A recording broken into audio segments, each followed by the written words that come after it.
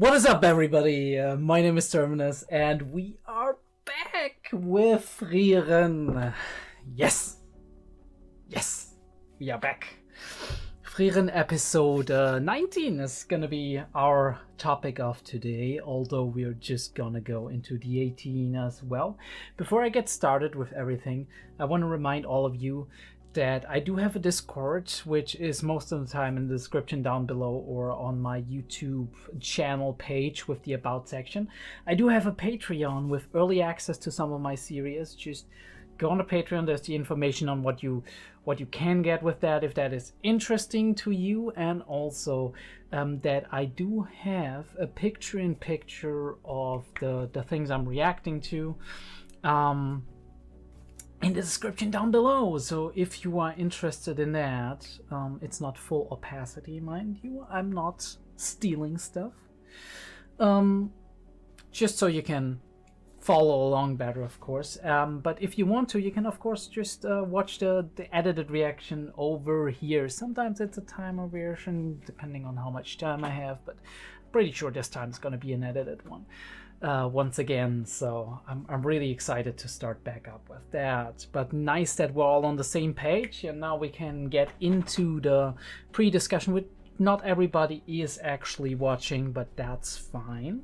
I would still appreciate if you actually listen to it, at least in the back or something, because we have interesting things that we talk about, and sometimes I just take a while to process the last episode, and then it's nice that a couple of days later I can actually go in and do a pre-discussion where we kind of recap a little bit. Okay, what happened last episode? What could we talk about in regards to that?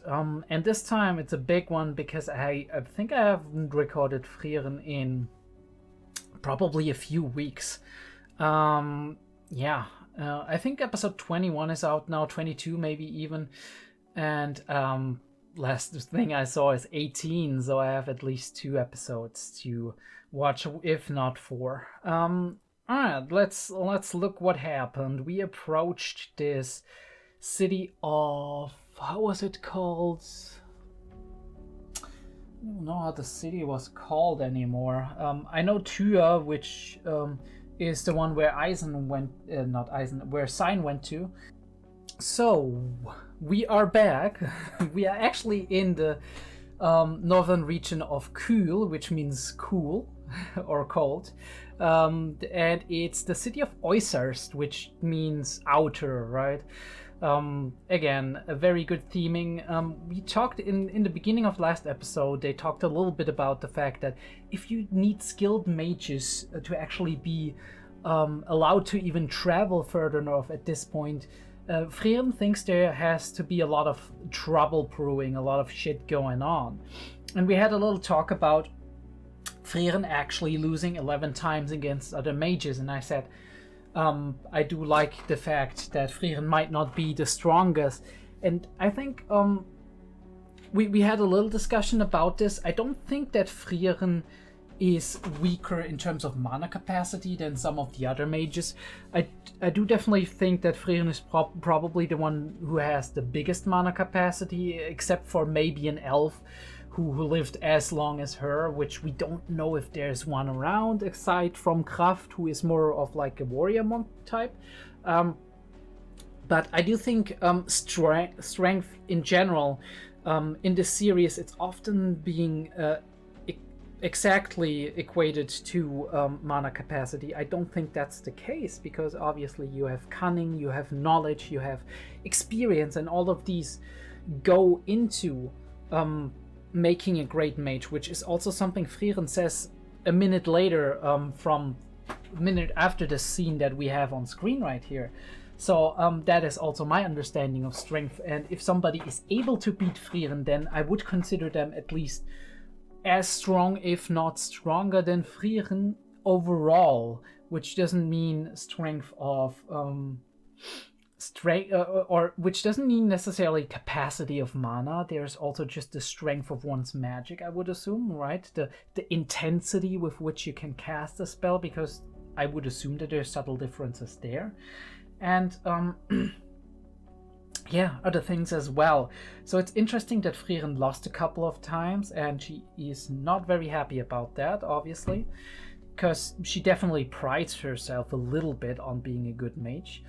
I love this shot. I used it as a thumbnail, and I still think it's hilarious that she's first of all, somebody said that she's actually watching out for birds in the sky, and we see later how the bird almost picks up Kanne. So very interesting connection point here, but also she's kind of just looking at those hills that Fern has in comparison to hers, and she's like really peeved about it. And I like it. It's really amusing. But yeah, she stands up again here. We have an introduction to 𝐿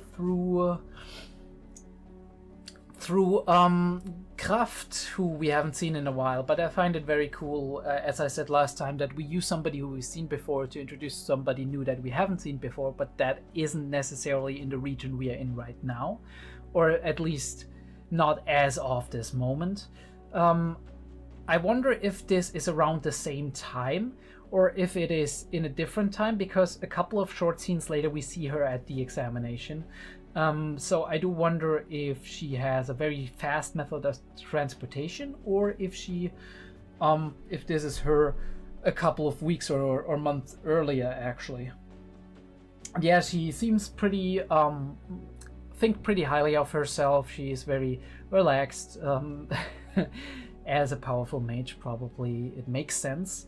And she is punishing bandits, and Kraft is saving their lives by defeating them without killing them, because he judged that 𝐿 would probably kill them. Very interesting. I wonder how she is gonna clash with Fan. I think I said that the last time we had a reaction, actually. We have Frieren not really being in the mood to do the exam. First of all, obviously it's stupid for her, because she's like, well, in 50 years it's gonna be obsolete again, and I have to do something again, which is annoying. She also doesn't like that she is not recognized as a great mage, despite the fact, obviously, that she does that did that on purpose in order to stay under demons and other opponents' radar, but isn't really all that proud of it. And we do see that even Frieren has minor insecurities here and there, and yeah, little things that she's worried about or not, that she isn't all too proud of, despite maybe there not being a reason necessarily. But we're in luck.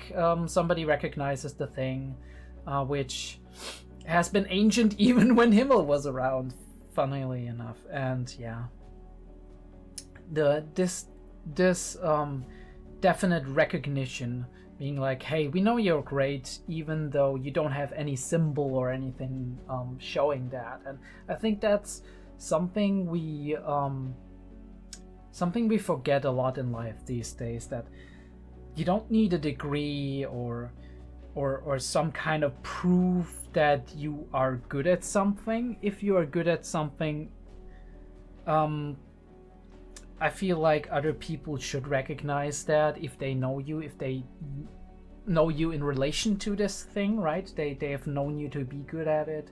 It's very important to praise other people and make them feel appreciated, and make them also feel proud of what they're good at, and not making that dependent on any kind of accolades you have acquired over the years. Because often recognition only comes from official stuff like that, because it's the thing that most likely proves to other people who don't know you that you are capable of doing something. But I think there's more to life than just earning degrees and accolades and letters of recommendation or right. If you at some point founded a family and you guys thought, hey, let's build the house that we want to live in, let's build that ourselves, and you build it yourself stone for stone. That is something you can be proud of. You're not an official construction worker, you're not an architect or whatever, and you sure had a lot of help around it, right? Having people plan that out for you, but you sure as hell did a lot of work doing that, building that house, or even, I don't know, building that garden house you always wanted, or creating a beautiful landscape that you always wanted to create in your little garden. I mean, I'm saying a lot of like similar things. There's a lot of other things that applies to drawing and starting to draw and doing it continuously, putting in the work, putting in the practice, and at some point, like 2 or 3 years later, looking back at it, being like, I wasn't all that great when I started out, but now I've arrived at a point where I'm actually feeling really great about that, and people tell me how beautiful they think my art is. And I think that is something you should tell your friends, tell your family, that you appreciate the things they are interested in and how they dedicate themselves to it. And especially for somebody like Frieren, who obviously had a lot of time to practice her craft. It's interesting that she's probably one of the most powerful mages out there. She's probably one of the most experienced people out there, and there's few people who could actually beat her in a fight. We have heard about 11. And I do think it is important for her as well to recognize that she the things she's doing, it impacts other people, and she's capable of doing them, and she's skilled at doing them, and it doesn't matter how long she's been practicing at it. She's been keeping at it, and she's definitely a very good mage. And this appreciation ripples from Himmel's party, 𝐏𝐢𝐏𝐿, saying that to her, to Fan and Stark, appreciating it as well.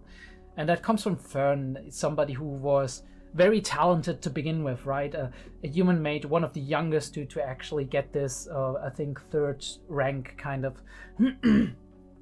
mage medal and all of that. I think that's really cool.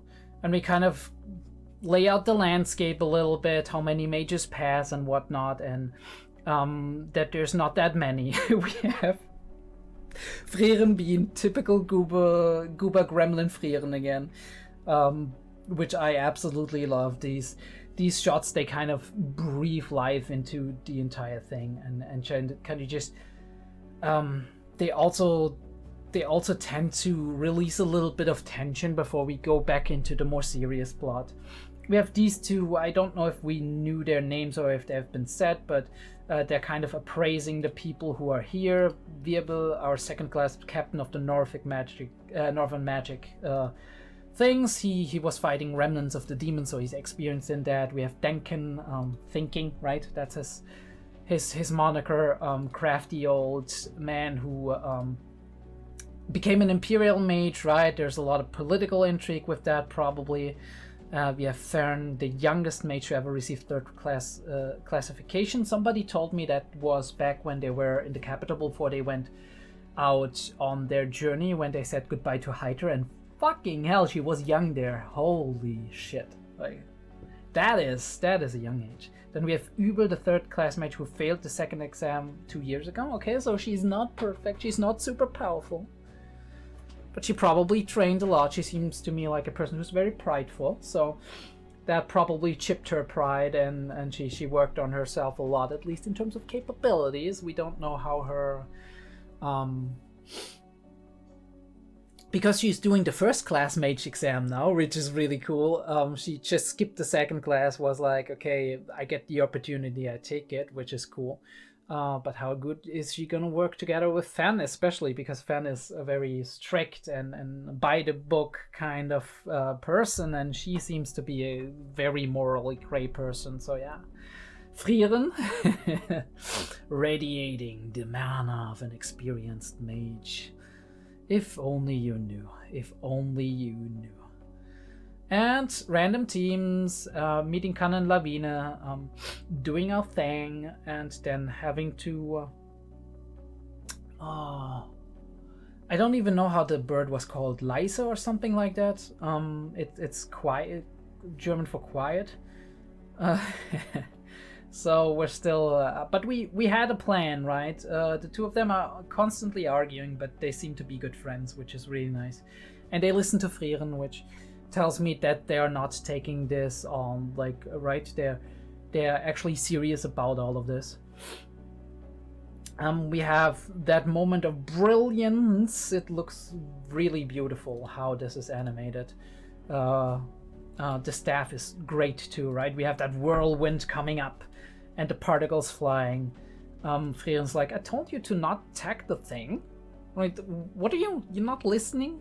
Right? She knew how it'd go, but it's impressive, of course, right? And they're young. They wanna show what they got. And then they freeze it. Beautiful, beautiful double helix. But yeah, no dice. He's like, get down, you're gonna get wet. Boom.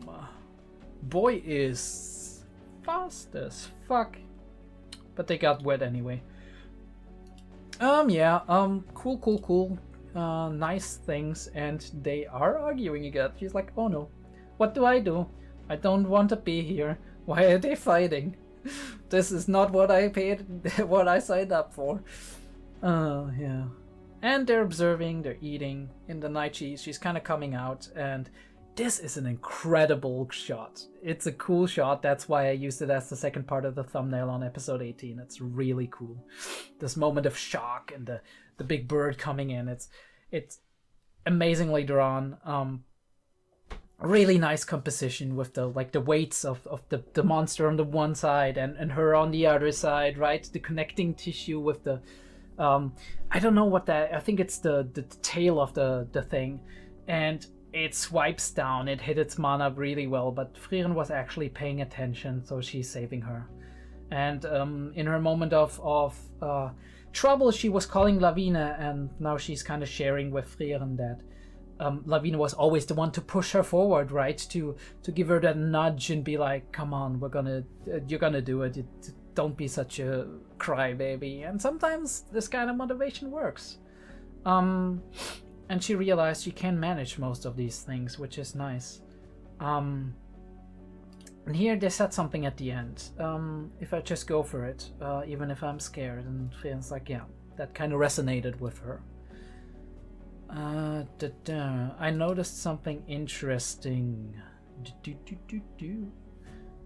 And then she shares it with her. We don't hear it, which is very mean. Thank you very much.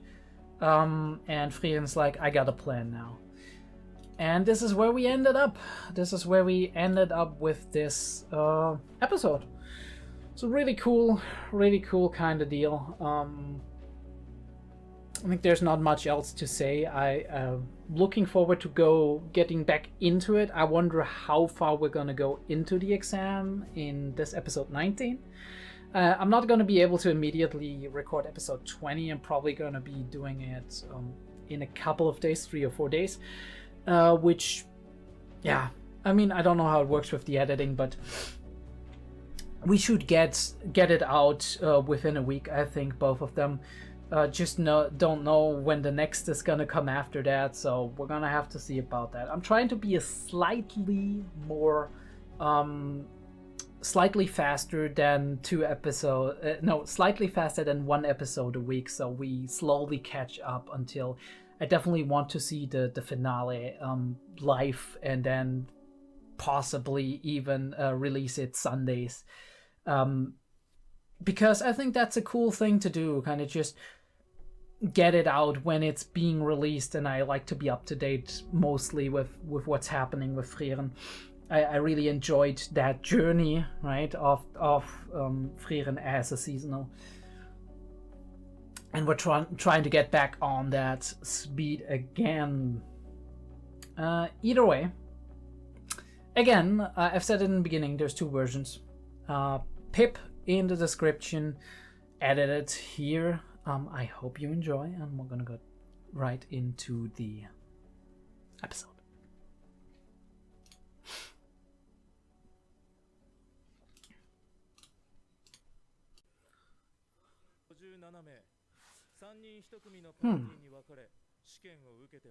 Pretty sure we already. Oh yeah, now we're gonna see it from the perspective of Fan and 𝐸𝐷 and all the other ones. Okay, cool.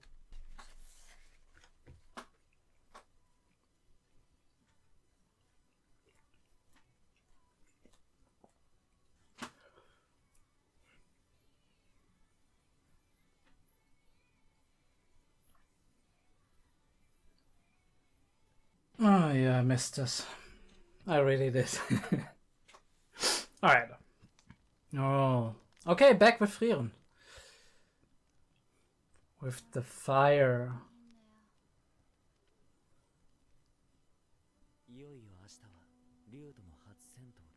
No. Thinking back. He always is.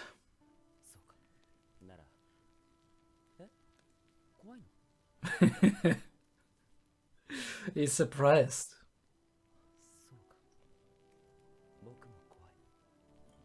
It's interesting, he says so, but...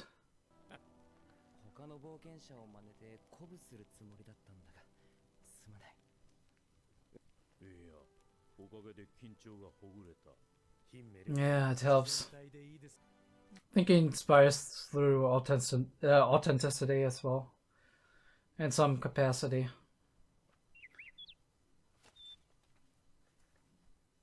Oh, they caught one.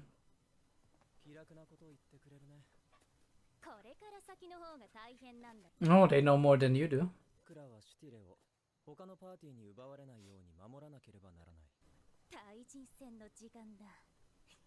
Oh, this is what she's gonna enjoy. Alright, I see.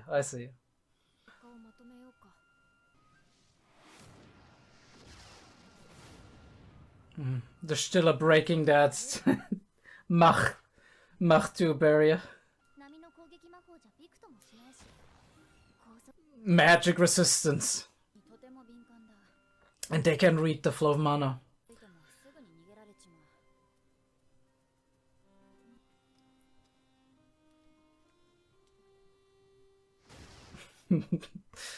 Later, losers. Alright. Perfect stealth.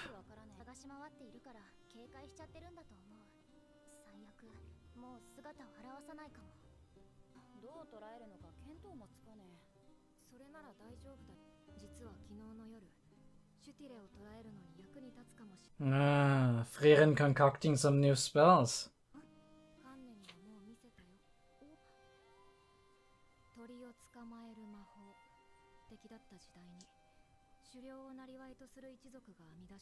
Ooh, an old spell.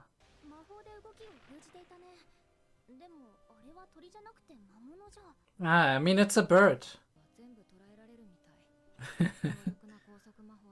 A binding spell.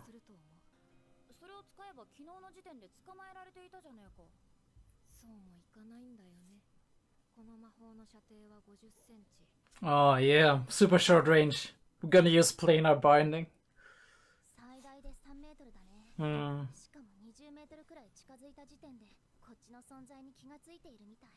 So how do we get close? How do we do it?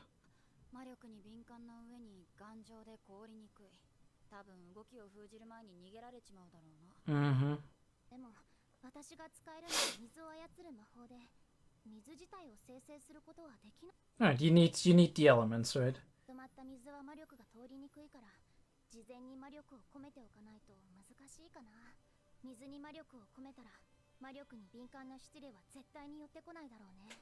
Right.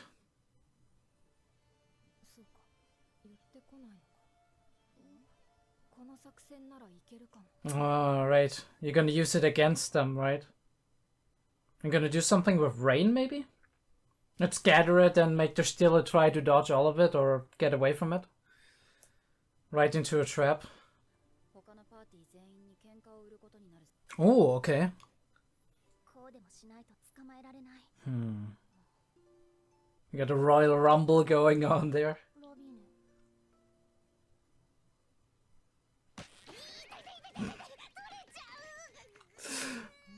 Alright. I mean, could have seen that coming. And 𝐸𝐏 wants to fight. That is not a bad.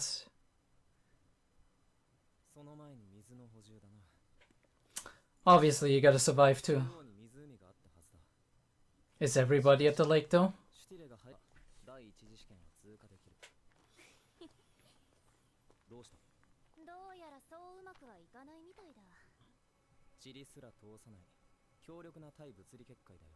So no rain. Mm-hmm. It changes the environment.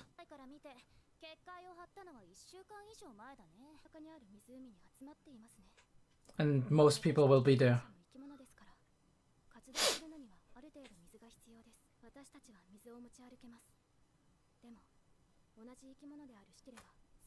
Yeah, that is the second aspect of it, yeah.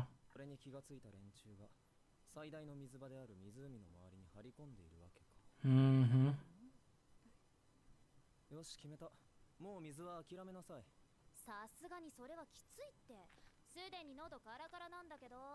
Oh, but they're gonna get attacked, right?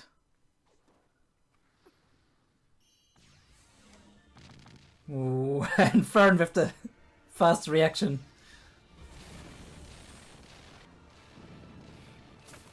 Oh, she's gonna love this. Alright, 𝐸𝐏. And sharp, okay. Sharp. Ehre. Honor. Okay. We got ourselves a duel.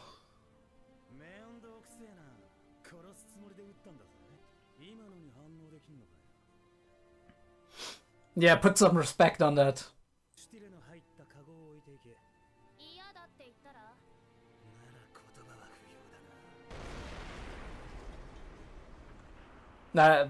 Pretty sure that was Frieren. Or... I mean, look at it.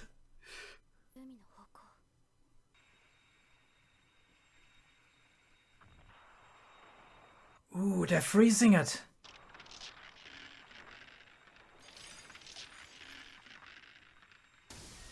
They're freezing the surface, of course.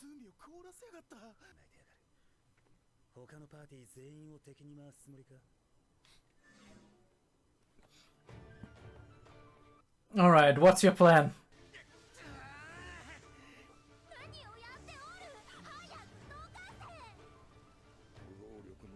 Yeah, okay, he sees that.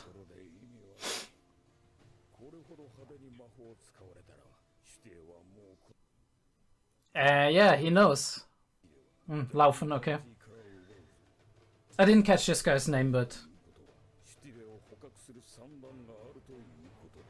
Oh, love the music. So the fight is on again.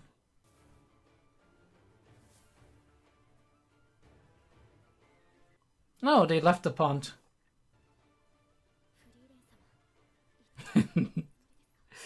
Yeah, I mean, of course she suspects it.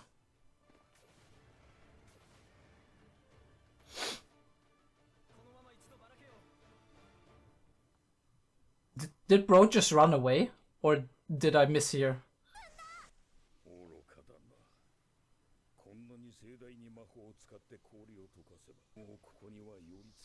Mm-hmm.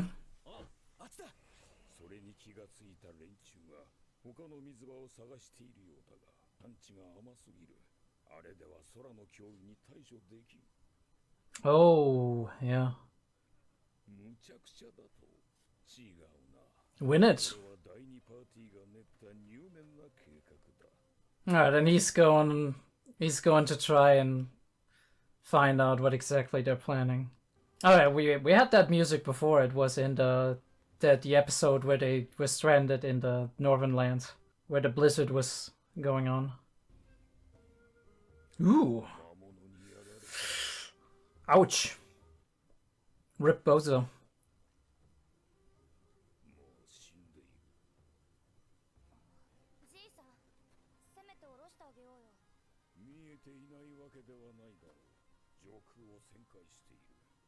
Mm-hmm.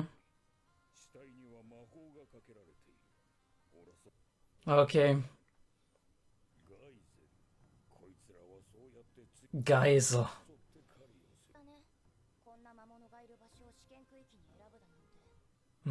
Why is it strange? If you can't survive this. Mm-hmm.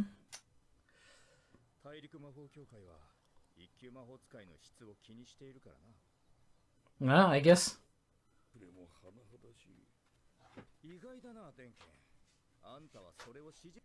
Yeah, I'm surprised too.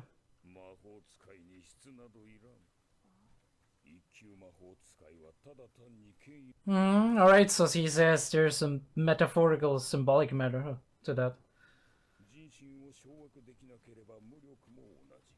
Alright, obviously coming from an Imperial mage.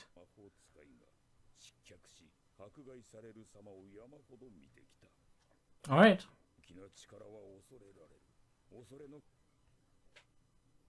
Alright.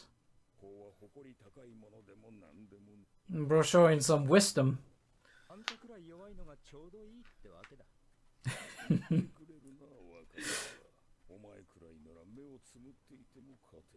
Alright, we have a little bit of sass here. Alright,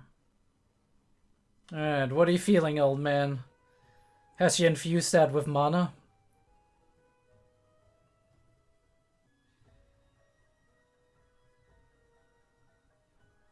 Alright, so this episode is very atmospheric. We're doing a lot of investigating.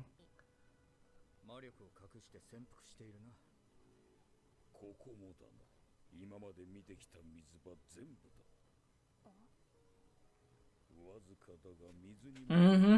Alright, yeah.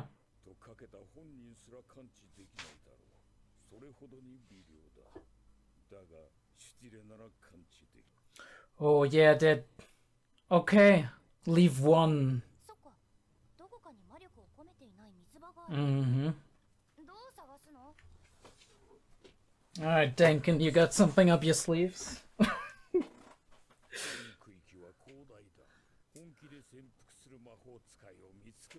Alright. Yeah, because they have to catch it.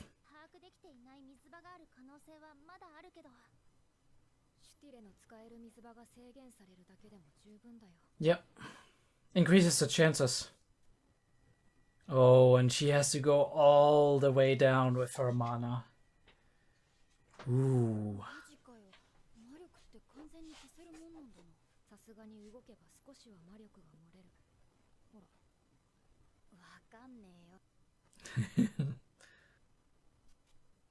Frieren is going Zen mode. Oh, I love that shot from like the water surface.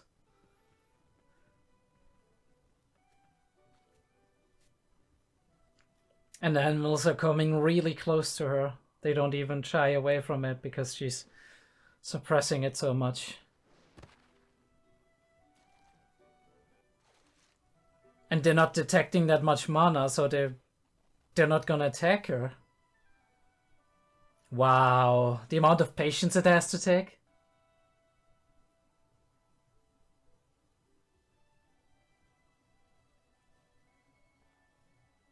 Wow.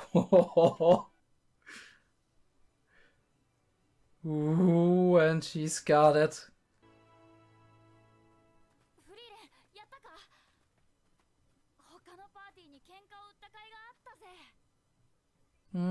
Okay, what are we gonna reveal? Oh no, she's got it.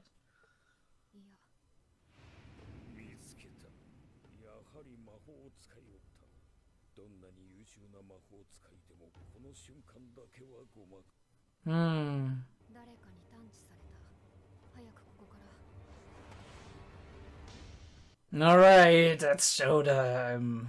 Let's go.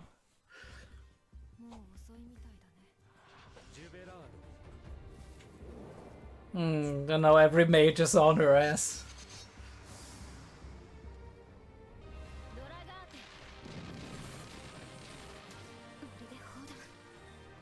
Earth magic, kind of.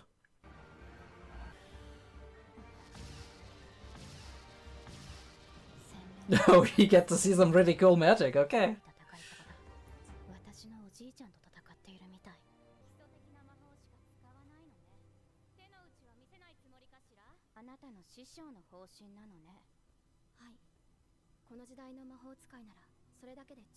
Ooh.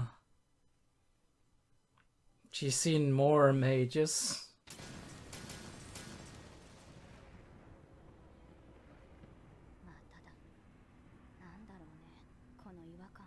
Alright, what are you feeling, 𝐏𝐤𝐏𝐏?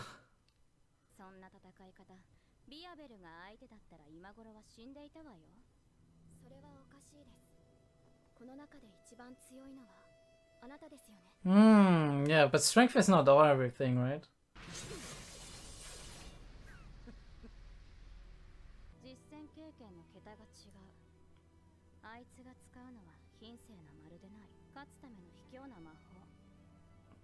Alright, playing dirty.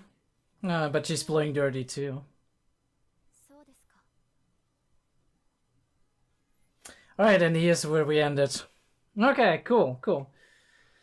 Might actually wait until I get the second episode ready to double release them. I mean, it's not like we're gonna go into this new anyway, but so might make more sense with that. I hope you're enjoying the new player, by the way.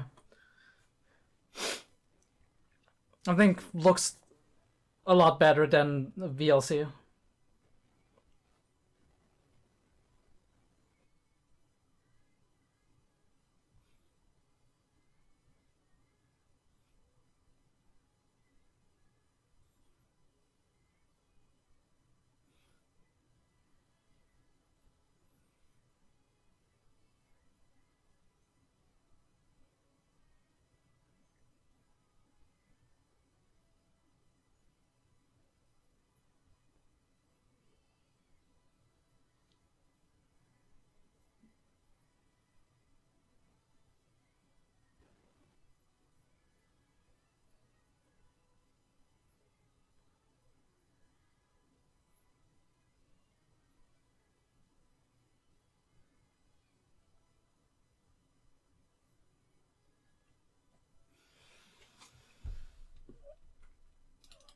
Alright, I missed that one too. I'm gonna go look at that. We are going back to YouTube for the discussion. I'll see you there.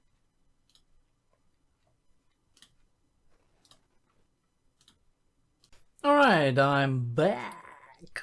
Took me a little bit because apparently 𝐿𝐏𝐢𝐏 is alive. All of you who know Pink will be glad to know that, although you probably already know that because I'm gonna release this like a week after this, so who the fuck cares?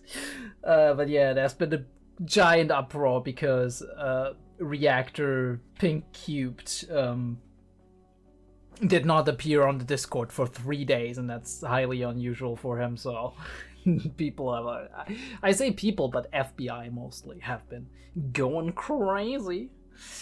I think he needs to check his meds. Anyway, let's get right into it. The Academy. Alright, let me just put that on higher speed. Yeah, the Academy is holding the exam, and we're going right in. This episode has a lot of atmosphere, a lot of investigating and tone setting and scenery, which I absolutely love as a viewer, but I don't think it's much that you can discuss here, at least in these parts. Nonetheless, we're gonna try and find some nice things. This scene, for example, is very cool, that 𝐿𝐴 actually admits he's scared, and I think a leader also needs to be inspiring by empathizing with his friends, with his followers, or in the case of a king, with their political leader, with their subjects, right?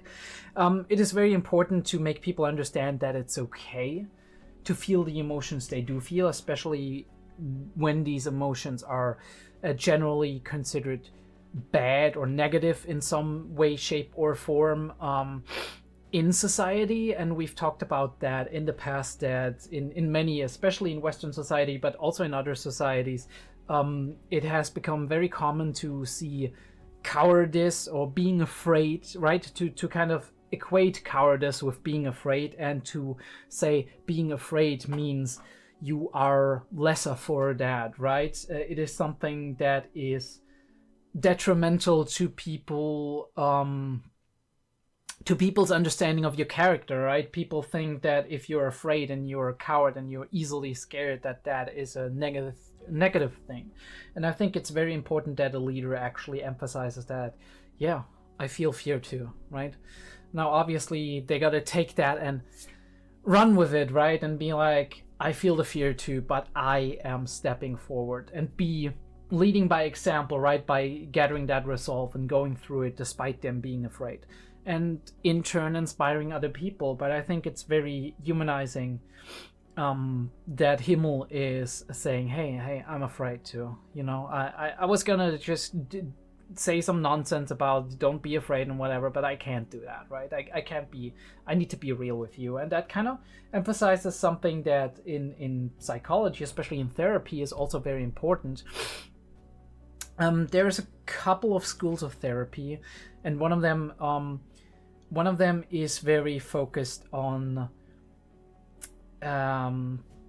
acceptance, right? Not just one of them, a couple of them, right? They're all kind of low-key followers of Rogers, who I don't even know the Carl Rogers, exactly. I don't have to look it up. It's Carl Rogers, and he kind of introduced this line of therapy where it's very important to not just to understand somebody emotionally and kind of empathize with them and swing with their feelings and their mood, understand those, summarize them, right? It kind of reflect them back onto the client in order for them to understand how to deal with them, because it's often not our jobs as therapists to just give people the perfect solution, or to, because that the perfect solution does obviously not exist, or to lead people on the hand and be like, here, this is where you need to go, this is what to do, or this is the right thing to do, especially right on a moral scale. That is not our purpose. Our purpose is to take whoever our client is, right, the person they are, and accept them unconditionally, right? Don't make our acceptance of them be based on whatever actions they took or take, but take their actions and their feelings and their emotions and their thoughts, take them in and accept them as part of who they are, part of their subjective reality, part of what makes them them, but also then go ahead and tell them that, right? Tell them, hey, look, I accept you the way you are. That's fine. And I understand you to a degree, right? Empathize. And empathize is a little bit different than sympathize, because sympathize is often like, you know, it's really bad that your friend died, but at least, and then you say something that you feel like makes them feel better in a way, but oftentimes it doesn't. Right? And sometimes it's just better to step down to that deep dark hole that maybe you have also experienced in the past and say, you know what? I've had moments in my life where I felt like this, and it's shit, isn't it? And often enough, this helps more than actually going and being like, all right, you gotta see the bright side or whatever. Just emphasizing that with them, being like, damn, that fucking sucks, dude. It feels terrible, right? It feels frustrating. I'd feel angry in that situation. I'd feel sad. And kind of let the people that are going through this process it properly and understand that they're not the only ones who feel like this sometimes. And then like I said, accept them, empathize with them, and then help them play it through, right? Help them find their own conclusions to the problems they're facing, help them find their own strategies of dealing with the things they've experienced. And I think that also is part of what makes a good leader. It's not the only thing, and certainly there are people who don't possess that ability or these or don't use these techniques and can still inspire people, can still lead people through other abilities that they have, through other personality traits that they have, or behaviors they think, ways they behave, right? But I think this is very important, right? Showing people that it's normal and that it's okay to be afraid, that it's okay to feel these things. And it kind of brings him on their level, and gives you courage, right? If you are somebody who is sad right now and there's somebody else who shares that sadness with you, it gives you some kind of solace, right?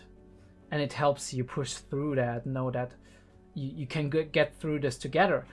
And I think that is a great thing that 𝐏𝐬𝐏 is doing here.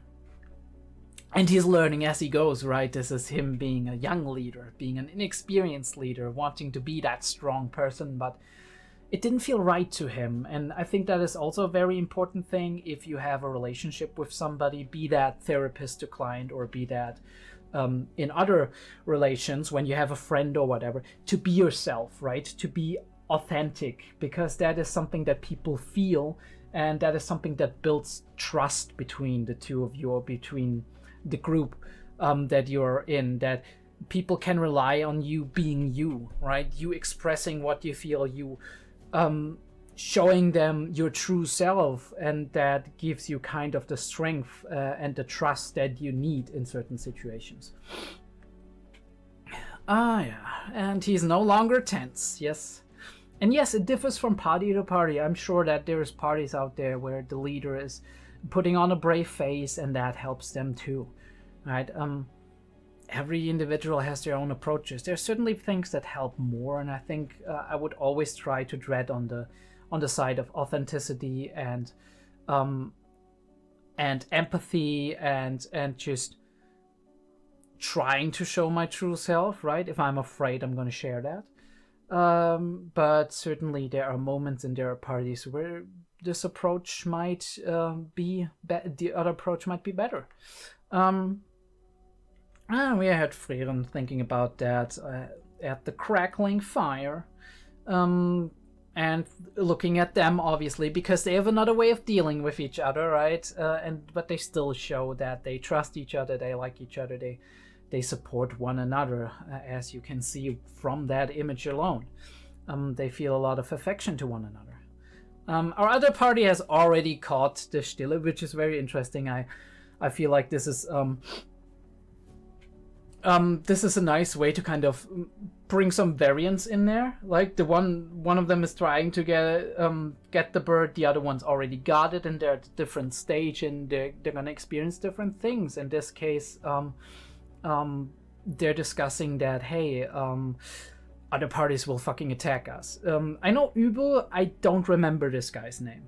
Her smile is devious. Oh, I can see a lot of fan art being drawn from her. I'm pretty sure. But yeah, we're gonna go into some plan making, getting that Mach 2 super mana detector bird under control, and it's gonna be hard. It's gonna be hard. They tried a lot. It's not gonna work because that control spell that Frieren used, very interesting, has a big limitation, and that is that its range is very, very short. This is the thing, right? You gotta get creative. You gotta start doing something, and that's the cool thing. You might have this one tool in your tool set that you're like, oh, well, yeah, it's useful, but only in this case. Well, how do I create the perfect conditions, or how do I create the conditions that enable me to be in that position that I can use the tool? Again, I hate always coming back to therapy and stuff, but it's very interesting because this is stuff I'm learning right now, and that is also an approach in therapy, right? Getting to know all the resources that your patient or client has, getting to know all the things that are at their disposal, be that social support systems, be that their own abilities and skills. Even if those skills are not directly related to their problem, there might be something that is unrelated that we can maybe bring into a context where it can be related, especially if we're talking about a lot of cognitive systems, a lot of thinking, right? A lot of let's take, for example, a patient who has a lot of problems with their self-esteem, right? And has those problems mainly in one aspect of their life, be that work related or be that in their own relationships with the close family or whatever. And there is other aspects of their lives, maybe hobbies that they're doing or other skills that they do, that they are capable of, that they're good at, that maybe can give them the perspective of having moments of success, right? Moments where what they're doing in these specific contexts isn't all that dissimilar to the thing that they are afraid they can't do in another context. So kind of showing them that, yes, you do have the ability to do those things. They're just harder in some circumstances because this is a different situation and you have to take the skill sets from the other situation and try to apply them to that. But obviously you don't want to just tell them that, because people always accept things more if they're coming from their own person, right? If they come to the conclusion on their own, which is why you're trying to show them, make them aware of all the things they have, all the resources they have, and all the possible points of views they can see a situation from, right? Help them process it, play it through to the end point, to the best possible end point, to the worst possible end point. Both of these can be effective. And then we look at what we can do to take the tools that we have and apply them to new contexts, right? Create the conditions we need in order to actually be successful in the thing we haven't had success in yet, or overcome the thing that we haven't overcome yet, or that we are afraid to overcome. We're training, we're thinking, we're speaking it through. This is very standard, right? We have some cool shots here with the spell here, and and this one with the water, which I really like the I like how they focus on the fingers and the water surface, and you have the land mass, right, the shore, you have that out of focus kind of. And we explain the magic systems. There's a lot of explaining going on. That's probably I haven't edited it yet, obviously, but that's probably why I will have edited a lot of those out, because it's just explanations that most of you people have probably heard already and read already and know about, be that in the manga or in the anime that you probably watched just a couple of weeks ago. So you know what's happening there, you know what's getting explained there. We don't have to go too deep into it. Kana needs to put mana into the water in order to actually manipulate it properly, and if that's the case, then the 𝐸𝐿 is gonna not come to the water surface, because they're very, very sensitive to mana, which is gonna help us later on, right? And she says that it might be more useful if the water would be scattered all around. So I would have to ask, well, there's always some kind of moisture in the air. Is that not enough? Could she do it with the moisture in the air? Yeah, I mean, there's different paths that we could take. We could probably approach this from another situation, but we have one thought out that Frieren already has in mind, and this is nice comedy. Release the tension, build the relationship further. This is how Lavina is. We have that short moment of like, are you scared? And they play with our expectations, right? What we expect here is to have a Himmel moment where she admits that she's scared. And we kind of wait just a second longer. You're not going to see it here because I actually have it at 1.4 speed. But we're actually waiting a second longer than a person would expect to wait for an answer. And suddenly we have that comedic moment of course this is what's going to happen. And we have Frieren's face in the background, which is amazing. And these folks, they're trying to, they want to hide. Well, he wants to hide. He's strategic, reserved. He says, all right, it's right. She says, we are mages, we should fight openly. She's really looking for that fight. That is what she wants out of this exam, probably. Just to test her mettle against other people and maybe hurt them a little, enjoy that. And he's more on the lines of, hey, if it's not necessarily, let's not do it. He's not a coward, he's not afraid, he's not, right? But he's like, this is unnecessary. Let's be strategic about this. But they're parched, they need water, so they go on. And Furnace actually just going along with this, which is okay, because so far 𝐸𝐏 hasn't been really mean or aggressive or confrontative to them. So as we can see, she can work in a team, right? At least to a degree. And she can make peace, and she wants to pass this exam. We know that. There's no rain coming in, so there's obviously, as time goes on, people will be drawn more and more to the sea, because this is where the 𝐸𝐓 is going to get water, which creates conflict and is obviously purposefully designed that way by the mages in question, who want to keep the mages strong. We hear that later on from Denken. Yeah, we're going there. We're like, all right, we're gonna meet people at the lake probably. You're like, we'll give up on finding water. We just take another watering hole. But before we can actually turn around and be passive, we're gonna attacked by 𝐸𝐏 and 𝐸𝐴 and 𝐸𝐴. Interesting, 𝐸𝐴 means sharp. Could mean he is a sharp thinker. It could also mean something different. It could mean he might be a sharpshooter or something along those lines, right? That's also a possibility. All right, 𝐸𝐴. I mean, he's... You can use 𝐸𝐴 to mean hot, right? Hot in the sexual way, but rarely, right? These days, rarely. It's given way to the terms heiß, which means hot, literally, and sexy, which is obviously adopted from English. We do have 𝐴re, which means honor. So I would assume, based on the name, she is she is either a prideful or an honorable person. Maybe she has a long heritage as well, right, in terms of family or whatever. Or maybe we just don't get to know her properly, and it's gonna be a throwaway character. We don't know, right? We don't know. We don't know how long time we will spend with these characters. And we have 𝐸𝐏, of course, which is whirl, or yeah, I don't know. Winter's whirlwind to a degree, swirl, right? All of these things. And he is that he belongs to like the mage army and whatever. And she's really being facetious here. What if we refuse? And then we get the boom, right? Before it breaks out, we have that boom, that massive thing with the... I guess it draws everyone's attention. That was Frieren's... I think it was Frieren, probably. I couldn't assume that 𝐴𝐕𝐼 was doing that.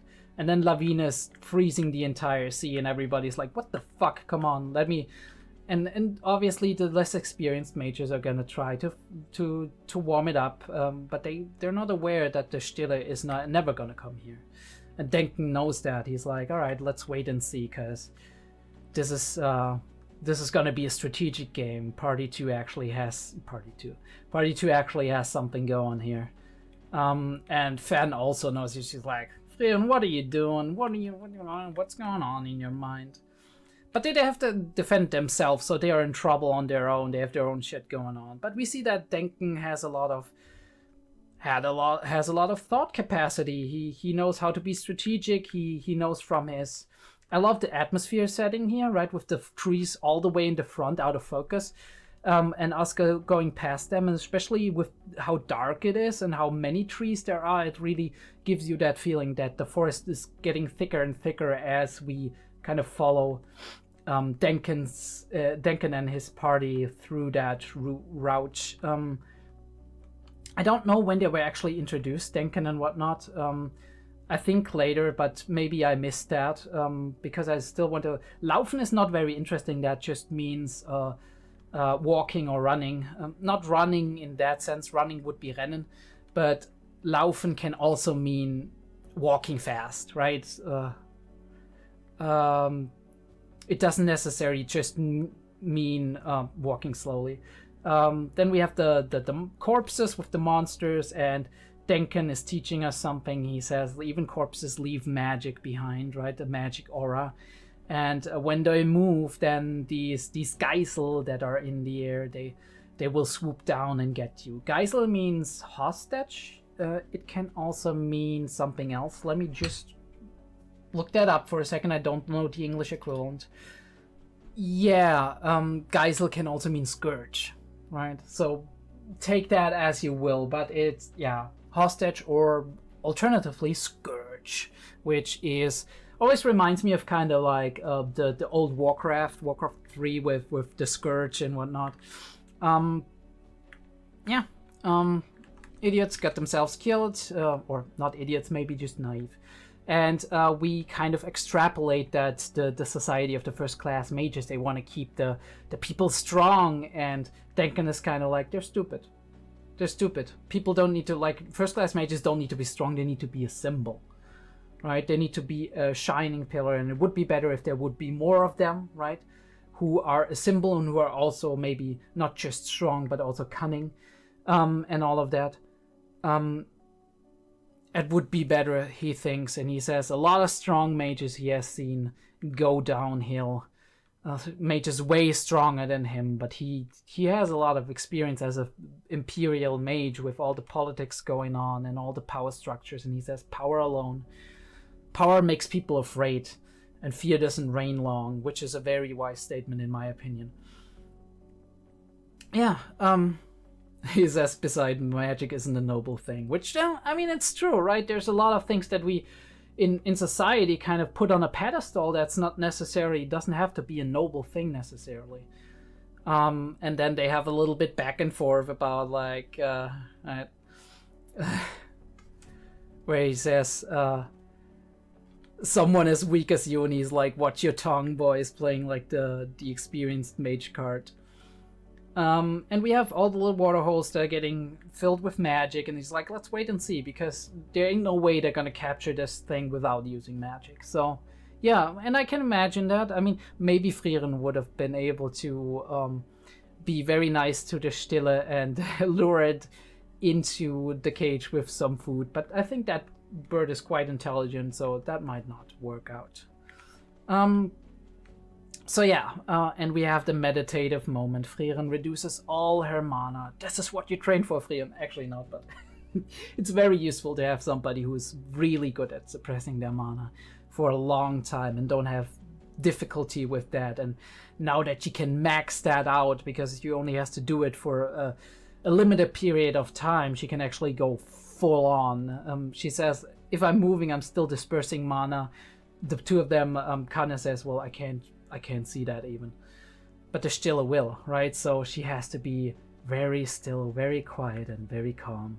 And we see these. This is like a really nice scene with like the clear water surface, and like the animals are coming and watering, and you see the 𝐏𝐢𝐏 coming down and just ignoring Frieren because she has such a tiny magic aura that it doesn't seem like good food to the 𝐏𝐢𝐏. And it just moves on, and with time what we see is a very, very magical moment. Would be a very magical moment in real life too.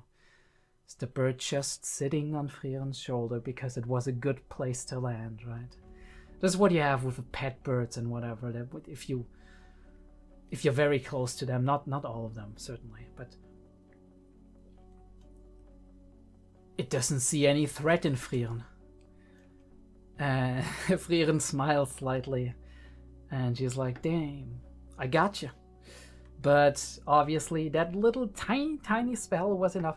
I'm wondering why it was enough, because there could have been a lot of other mage parties casting spells during that, right? There were a lot of them. I mean, I guess maybe they were in the other direction. All of them who haven't realized what Frieren and Party 2 was up to, they're still at the sea trying to cast their spells there. But if people like 𝐸𝐐𝐏 actually know that, they can just sit themselves opposite of their direction, right? And then all of the big mana users are behind them, and then they can pay more attention to who is using every minuscule amount of, even a minuscule amount of mana right in front of them. Yeah, and he is like, all according to plan. Keikaku dori desu. but I don't think it is. I mean, come on, Frieren's gonna wipe the floor with them. But it's still cool. It's still cool. We're gonna have some action next time. You can write down in the comments who the other guy is of the party. This is Laufen, I know, and we do have Denken. This party I know the names of. It's cool. turning flowers into nails, very interesting. And he is very calm. He gets cut here. He's like, whatever, dude, whatever. Just his classes, classic move. And we do have the stones coming in. A little bit of a moment of confusion for her, because she's like, you're just using basic spells, and then Fen's like, well, Frieren, she's like, you're fighting like my grandfather.